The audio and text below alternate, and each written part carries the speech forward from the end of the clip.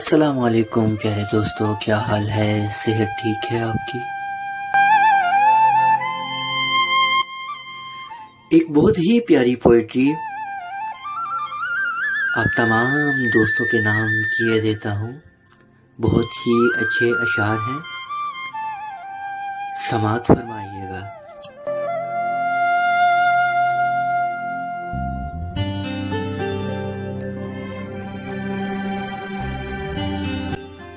क्यों तू अच्छा लगता है, वक्त मिला तो सोचेंगे।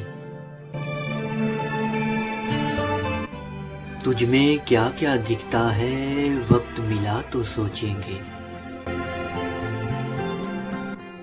सारा शहर शनासाई का दावेदार तो है, लेकिन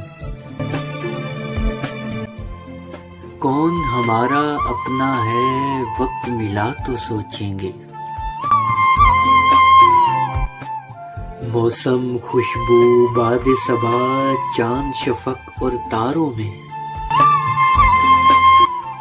कौन तुम्हारे जैसा है, वक्त मिला तो सोचेंगे।